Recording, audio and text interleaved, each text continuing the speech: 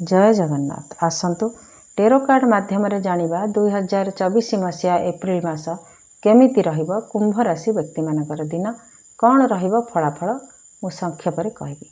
संक्षेप रे मोटामोटी जेतिकी कम रे कार्ड रे जेतिकी जानि हबो सेति कहबी। आसतु देखिबा वर्तमान परिस्थिति कौन अछि कुंभ राशि कर। जय जगन्नाथ।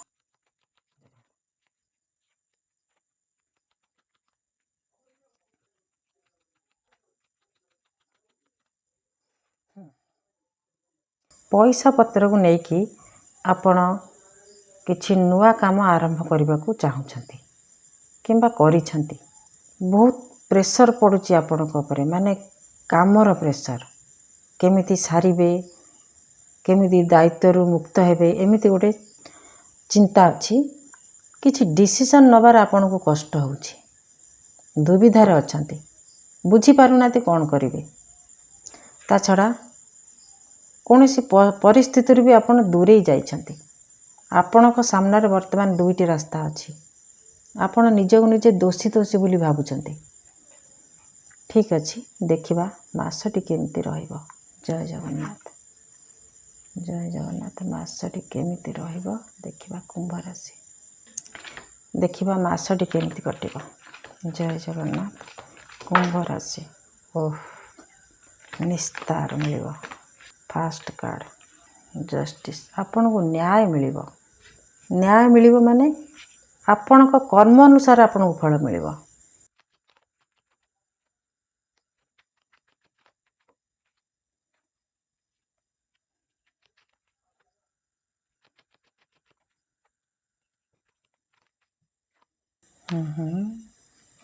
ट्रिपल 77 एनर्जी केतुंकर प्रभाव आपण ऊपर जोरदार रहिबो ए मास।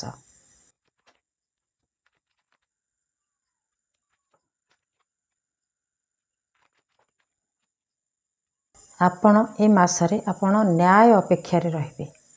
किछि गोटे बड़ परिवर्तन हेई पारे आपणक भितरे काहेकि ना केतु प्रभाव जदि रहिला लोकंकर परिवर्तन हुए भ्रमरे तो पकाए किंतु मुख्य कारक होउची केतु।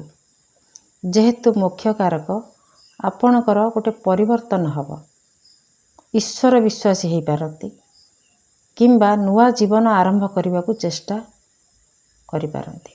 ता छड़ा किछि नेगेटिव ऊर्जा आपणकर जे आपण को चिंतार पकाउथला कष्टर पकाउथला हुए तो सी शेष अंत हेबार समय आसीगला किंतु से तो ए मासरे ही रहिबो। ब्लैक मैजिक भी हेई पारे तार समाप्त घटी पारे किंबा से ब्लैक मैजिक को पछरे पकेकी आपण आगो को बढ़िबे हुए तो से आपण जीवन रो हटि जाई पारे। ताको समाप्त करबा पई आपण जोरदार प्रयास जारी भी करिवे। बहुत चिंतित रहिबे बहुत भावना रे रहिबे निज ऊपर निजे दोष देबे निज को दोषी बोली कहिबे। ता छड़ा ईश्वर भी आपण को संगरे रहिचंती। देखंतु पांचटी मेजर अर्काना कार्ड ईश्वर आपण संगरे अछंती। पांचटी material card minor arcana card जी कि सब दुख कष्ट आपण को दउछि। वर्तमान ईश्वर आपण संगरे अछंती। आपणकर केमिति आपण पई सूर्योदय हब से समय को अपेक्षा करिबा उचित। ता छड़ा ईश्वर आपण संगरे अछंती। आपण जीवन को से सबुथरे बैलेंस करिक रखिबे। जेते असुविधा हो आपणकर किछि हबनी विशेष किछि अनर्थ हबनी। ता छड़ा आपण को न्याय मिलिबो। आपण न्याय अपेक्षा रे रहिबे। बहुत दिन धरी आपण न्याय अपेक्षा रहिथिले आपण अटकी रहि जाइथिले गोटे जगह रे आपण पई न्याय आसुची। ये भी शनि कर गोटे एनर्जी शनि भी न्याय कारक ना। शनि केतुंकर प्रभाव आपण ऊपर रहउची। बृहस्पति जेहेतु अटकी रहिछंती फंक्शन करनाती एठी चुप हे गले बृहस्पति। स्वास्थ्य अवस्था भी आपणकर टिके सुधार आसीबो। जदि स्वास्थ्य रे किछि असुविधा थाए किछि नेगेटिव एनर्जी आपण जीवन रो हटिबो। आपण किछि नुआ मोड़ नेबे ट्रांसफॉर्मेशन। डेथ माने मतलब मरिबा नुह मृत्यु नुह गोटे परिवर्तन। जेमिति साप तार କାତି ଛାଡ଼ି ଦେଇକି ନୂଆ ହେଇଯାଏ, ସେମିତି ଗୋଟେ କିଛି ସୁଯୋଗ ଆପଣଙ୍କୁ ମିଳିପାରେ, ନଚେତ୍ ଏଇ ମାସରୁ ଆରମ୍ଭ ବୋଲି ଧରି ନିଅନ୍ତୁ। ଆପଣଙ୍କ ଜୀବନରେ କିଛି ଗୋଟେ ନୂଆ ମୋଡ଼ ନେବ। କିଛି ହରେଇଥିବା, କିଛି ନିଜ ଉପରେ ନିଜ ଦୋଷ ଦେବା, କିଛି ହରେଇବା ଜିନିଷ, ଯିଏ ଆପଣଙ୍କ ଠାରୁ ଦୂରେଇ ଯାଇଛି, ସେ ଯେଉଁ ଚିନ୍ତା ଆପଣଙ୍କ ମନରେ ଅଛି, ଯେଉଁ ଇମୋସନାଲି ଧକ୍କା ଆପଣଙ୍କୁ ମିଳିଛି, ସବୁ ପ୍ରକାର ଜିନିଷରୁ ଆପଣଙ୍କୁ ଧୀରେ ଧୀରେ ମୁକ୍ତ କରାଯିବ। କୋର୍ଟ କଚେରୀ ମାମଲା ଯଦି ଅଛି, ସେଥିରେ ବି ଆପଣଙ୍କୁ ଯଦି ଅଟକିକି ରହିଛି, ସେଥିରେ ବି ଆପଣଙ୍କର ନ୍ୟାୟ ମିଳିବ, ଯେଉଁଟାକି ଗୋଟେ ପରିବର୍ତ୍ତନର ମୋଡ଼ ନେବ। ହଁ, ରିଲେସନସିପ୍ରେ ଯଦି କିଛି ଆପଣଙ୍କ ପାଇଁ ଅସୁବିଧା ଥାଏ, କିଛି ମନମାଳିନ୍ୟ ଥାଏ, ସେଥିରେ ବି ସୁଧାର ଆସିପାରେ। କାହିଁକି ନା ଆପଣଙ୍କୁ କିଛି ଖୁସି ଖବର ମିଳିବ, ସେଥିପାଇଁ ବି କିଛି ଖୁସି ଖବର ଆପଣଙ୍କୁ ମିଳିପାରେ। ଆଉ ଗୋଟିଏ ମେସେଜ୍ ଆସିଲା ଯେ ଆପଣ ଗୋଟିଏ କାମ କରିବେ।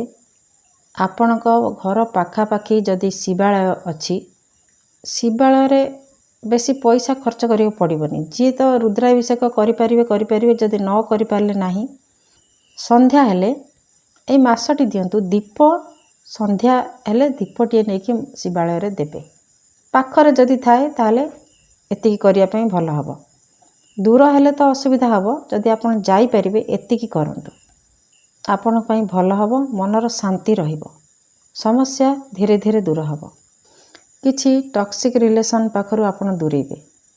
ଯିଏକି ଆପଣଙ୍କ ଅହିତ କରୁଥିଲେ, ସେମାନଙ୍କ ପାଖରୁ ଆପଣ ଦୂରେଇବାକୁ ଚେଷ୍ଟା କରିବେ। ଦେଖିବା ଆଉ କ'ଣ ଏକ୍ସଟ୍ରା ମେସେଜ୍ ଅଛି।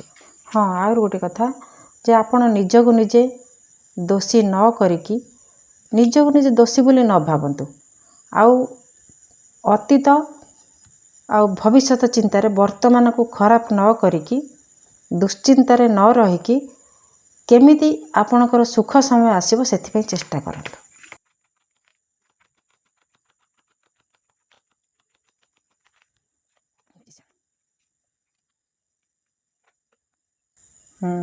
ରିଲେସନ୍କୁ ନେଇକି ଆପଣ କିଛି ଗୋଟେ ରୋକଠୋକ୍ ନିଷ୍ପତ୍ତି ନେବେ।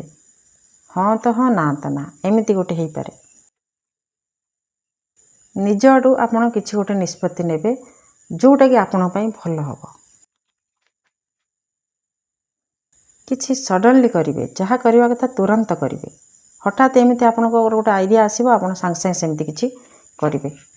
ଏଇଟା କିଛି ଭାବିବେନି, ଭାବି ଚିନ୍ତିକି କିଛି କରିବେନି। ଯାହା କରିବା କଥା ଏମିତି ହଠାତ୍ ହେଇଯିବ। କୁଇକ୍ ଡିସିସନ୍ ନେବେ। ଆପଣ କେଉଁଠିକି ଯାତ୍ରା କରିବାର ସୁଯୋଗ ମିଳିପାରେ। କେଉଁଠି ବୁଲିବାକୁ ଯାଇପାରନ୍ତି। ଯଦି ଗାଡ଼ି ଚଲାଉଥିବେ ତାହେଲେ ଟିକେ ସାବଧାନ ରଖିବେ। ଆପଣଙ୍କ ପାଇଁ ନ୍ୟାୟ ତ ନିଶ୍ଚିତ ଭାବରେ ଅଛି, ନ୍ୟାୟ ମିଳିବ ଆପଣଙ୍କୁ। ରିଲେସନସିପ୍ରେ ସୁଧାର ଆସିବ, କିଛି ଅନ୍ତ ହେବ, କିଛି ଆରମ୍ଭ ବି ହେବ। ଜଜମେଣ୍ଟ। ଆପଣଙ୍କ ବାଣୀରେ ଏତେ ଦମ୍ ରହିବ ଯେ ଆପଣଙ୍କ ପାଖ ଲୋକ ଆପଣଙ୍କ କଥାକୁ ଶୁଣିବାକୁ ବାଧ୍ୟ ହେବ। ନିଜର ସୁଖ ଶାନ୍ତି ପାଇଁ ଆପଣ କିଛି ବି କରିପାରିବେ। କିଛି ବି ଯେତେବେଳେ ନ୍ୟାୟ ଆପଣଙ୍କୁ ମିଳିବାକୁ ଯାଉଛି, ତାହେଲେ ଆପଣଙ୍କର ଶାନ୍ତି ପାଇଁ, ସୁଖ ପାଇଁ ଆପଣ ସବୁ କିଛି କରିପାରିବେ। ବହୁତ ବଢ଼ିଆ ରହିଲା। ଇଏ ହେଉଛନ୍ତି ଅଗ୍ନି ଦେବତା। ଆମର ସୁଖ ଶାନ୍ତି ପାଇଁ ଆମେ ହୋମ କରନ୍ତି। ଠାକୁରଙ୍କ ପାଖରେ ଟିକେ ହୋମ କରିଦେଲେ ଆମ ମନ ଶାନ୍ତି ହେଇଯାଏ। କାହିଁକିନା ଅଗ୍ନି ସବୁ ଦଗ୍ଧ କରିଦିଅନ୍ତି। ତେଣୁ ଆପଣଙ୍କର ଯେତେ ନେଗେଟିଭ୍ ଏନର୍ଜି ଅଛି, ସେ ଧୀରେ ଧୀରେ ସେ ଦଗ୍ଧ ହେବେ। ଯେତେବେଳେ ଆଲୁଅ ଆସିବ, ଅନ୍ଧାର ହଟିଯିବ। ନେଗେଟିଭ୍ ଏନର୍ଜି ମାନେ କ'ଣ? Black magic. ବ୍ଲାକ୍ ମ୍ୟାଜିକ୍ ମାନେ କ'ଣ? ଯଦି ହ୍ୱାଇଟ୍ ମ୍ୟାଜିକ୍ ଆସିଲା, ତାହେଲେ ବ୍ଲାକ୍ ମ୍ୟାଜିକ୍ ଗାୟବ। ଏ ହେଉଛନ୍ତି ଅଗ୍ନି ଦେବତା। ସେଇଥିପାଇଁ ମୁଁ କହିଥିଲି ଯେ ପ୍ରଥମେ ଶିବ ମନ୍ଦିରରେ ଦୀପଟିଏ ଜଳିବ। ଦୀପଟିଏ ହେଲେ ବି ଅଗ୍ନି। ସେଟା ସାତ୍ତ୍ୱିକ ଭାବନାରେ ଆପଣ ଶିବ ମନ୍ଦିରରେ ଦୀପଟିଏ ଜଳେଇବେ, ଅଗ୍ନିକୁ ପ୍ରଜ୍ୱଳିତ କରିବେ, ଅଗ୍ନି ଦେବତାଙ୍କୁ ନମସ୍କାର କରିବେ। ସେ ଆପଣଙ୍କ ଜୀବନରେ ଆସିବା ଦରକାର। ଯେହେତୁ ସେ ଅନ୍ଧାର ଆପଣ ଅଛନ୍ତି, ଆଲୁଅ ଆସିଲେ ଆପଣଙ୍କର ଦିନ ହେବ। ଆପଣଙ୍କର କହିବାର ଶୈଳୀ, ମୁଁ ଏଇ ପ୍ରଥମେ କହିବାର ଶୈଳୀ ଏମିତି ରହିବ ଯେ ଆପଣଙ୍କ ପାଖ ଲୋକ ଆପଣଙ୍କୁ ଶୁଣିବ। ୱାର୍ଲଡଲି ପାୱାର, ଇମ୍ପ୍ରୁଭ ଡାଇଜେସନ୍, ଆପଣଙ୍କର ହଜମ ଶକ୍ତି ବି ବଢ଼ିବ। ୱାର୍ଲଡଲି ରିଚେସ୍, ସତ କଥା କହିବେ, ସବୁବେଳେ ସତ କହିବାକୁ ପସନ୍ଦ କରିବେ। ଏ ହେଉଛନ୍ତି ଅଗ୍ନି ଦେବତା। ଇଏ ଆପଣଙ୍କ ସାଙ୍ଗରେ ରହିବେ, ଆପଣଙ୍କ ଜୀବନରେ ଆଲୁଅ ଦେଖେଇବେ। ତେଣୁ ତାଙ୍କୁ ନମସ୍କାର କରନ୍ତୁ। ଇଏ ରହିଲା ଆପଣଙ୍କର ଏପ୍ରିଲ ମାସର ଫଳାଫଳ। ଜଗନ୍ନାଥ ମଙ୍ଗଳ କରନ୍ତୁ, ମାସଟି ଶୁଭମୟ ହେଉ। ଜୟ ଜଗନ୍ନାଥ।